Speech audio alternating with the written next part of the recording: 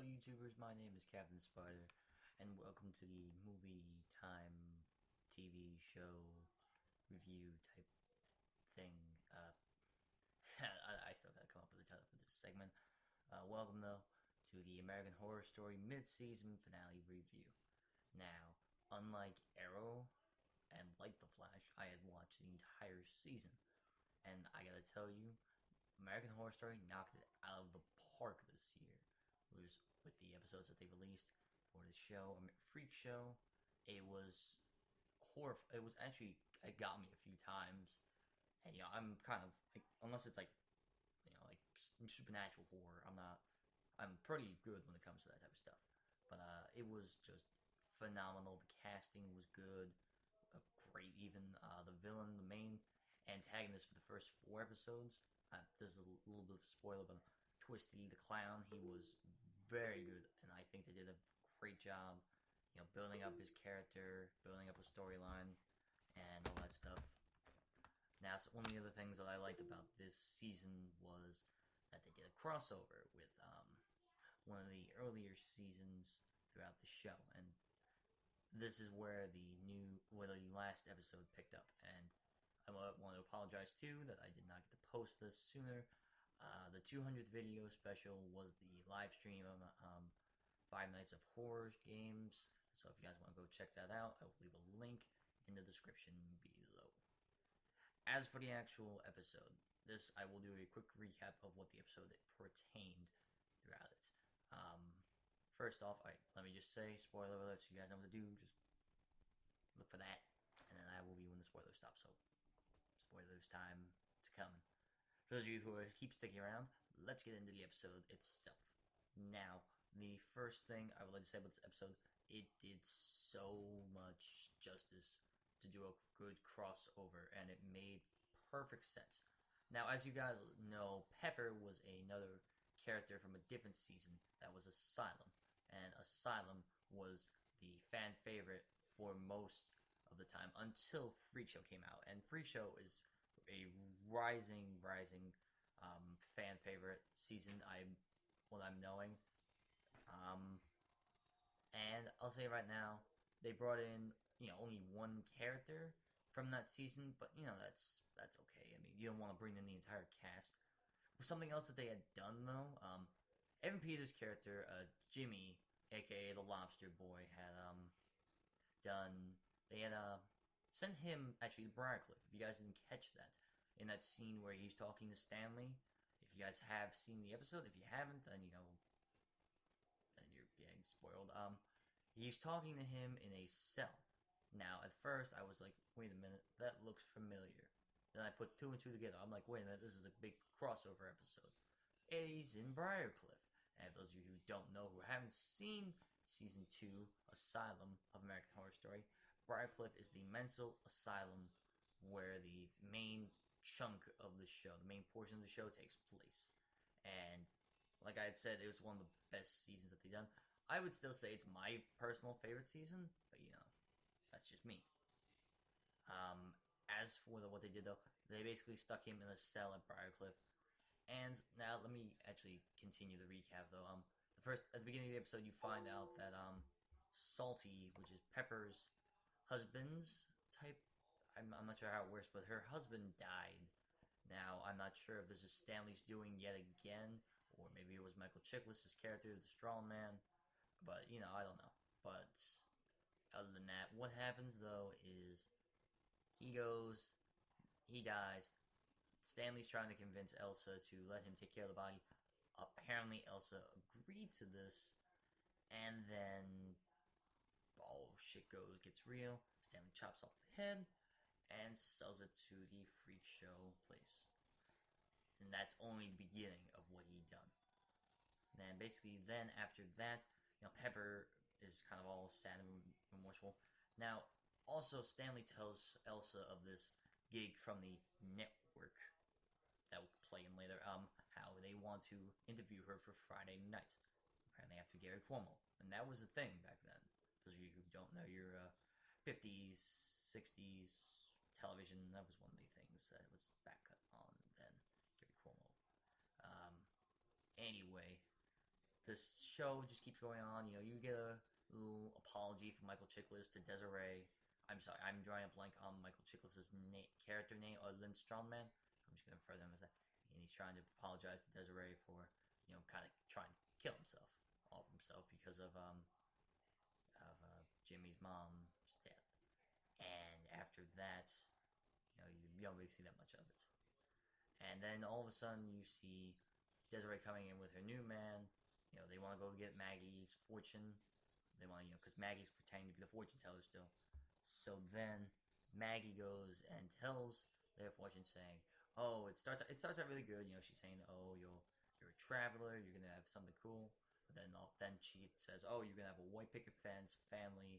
But then, thinking of Jimmy, she starts to say, "Oh, everything's gonna go to shit.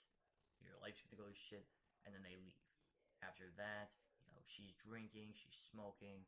Desiree comes and finds her, and she's like, "Hey, you're just talking about your own life." She admits to everything that she's done. You find out the backstory of Maggie. You also find out the backstory of Pepper, too, throughout the episode. Desiree and Elsa talk, and you basically find out that Pepper was an orphan dropped off by her sister because her sister couldn't handle the stress of having a dim-witted sister. So then, she just dropped off at the orphanage. She adopts her. Ma Petite comes in. That's where Ma Petite's introduced as a character. Kind of back then, with basically for 3 cases of Dr. Pepper, she got Ma Petite from the Indian slave route. Got Pepper happy. Then she wanted a husband, so then they adopted Salty. But then Salty died, and la la la la la.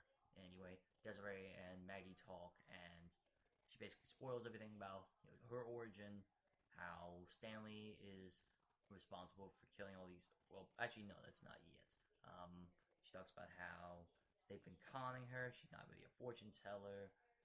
And then after that, you see Maggie talking to the twins, Dot and Bo. Yeah, you see him talking to the conjoined twins.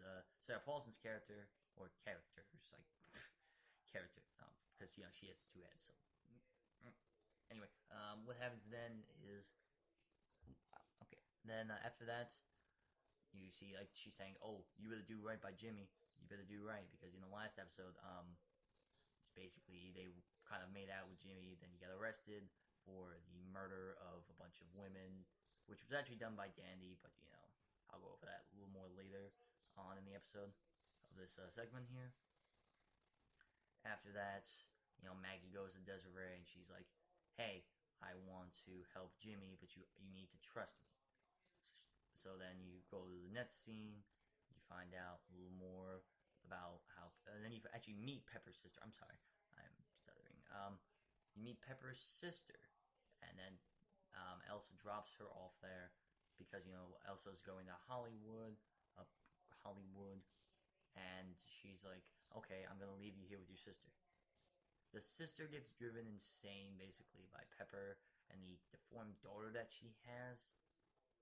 But then they cut back to Maggie and Desiree going in the where basically Stanley has sold them to the Museum of Ollie's or whatever it's called, and you see Ma Petite, you see the head of Salty, and then you see Jimmy's hand, which cuts back to that point I was making before about how the Briarcliff thing, which was pretty cool, and I thought it was just like, oh, Jimmy's in Briarcliff, but apparently Jimmy got the funds for his lawyer by cutting off his hands. I think probably Stanley just killed him. Personally, that's what I think. I can't really say for sure, but and Maggie faints. After that, the whole thing goes on. The sister's talking to Sister Mary Eunice, and this is where the crossover really starts to be more clear. She's talking to Sister Mary Eunice, which if you guys hadn't seen American Horror Story Season 2, she was one of the nuns that was there in the asylum. And basically the sister comes up with this fake story about how, the deformed child she had, she was like 50, so she had a child, and she had a child by God. This means apparently the child was deformed like her sister, and she made up a bunch of lies about how, oh, Pepper sneaks gin, Pepper is a murderer, and the murderer part is what really shocks Sister Mary Eunice. And she's like, "Wait, she killed your son?" She's like, but basically, what really happened was the father, her The sister's husband said, "Oh, let's kill two birds with one stone." He locks Pepper out. He pushes Pepper out of the room, kills the baby. I'm like, the hell? And originally, I had thought Pepper was going to be the murderer. I was going to say, okay, that makes a little more sense. But apparently, Pepper was put in in the Briarcliff Institute wrongly, which is kind of screwed up, if you ask me. Hmm. And also, at the very end, you see Sister Mary. She's like, "Oh, there's finally remorse. Thank God." She lets her out of the straitjacket she was in. Sends her into the library, sorting like magazines, the books, and everything. You see her sorting a Life magazine, and one of the things that was in the episode was right before Elsa left to drop her off with her sister, she gave her a kiss on the hand. Said, "Put it up to your face whenever you miss me." All of a sudden, she does that. So it goes like this, touches the magazine. Who's on the magazine? Elsa, saying she still owns Saturday Night. And that article was in 1958. The magazine was made in 1958. So she's been there for a couple years now. Not too long. And, and that pretty much ends the episode. Alright. Alright, welcome back to the non-spoiler part of the episode. One of the great things about this episode, again, was the crossover between, with the Sister Mary Eunice. As everybody knows, Sister Mary Eunice was in this episode. If you guys want to know how she was, just go back a few minutes in this video and check it out.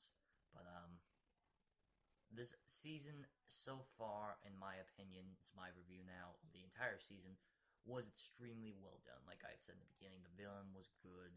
That they actually got the horror aspects a little bit more in this season than they have in previous seasons. Like, Coven was... We don't talk about Coven. No. We don't talk about Coven. Now, one of the other great things about this season was it came up with characters that were actually real.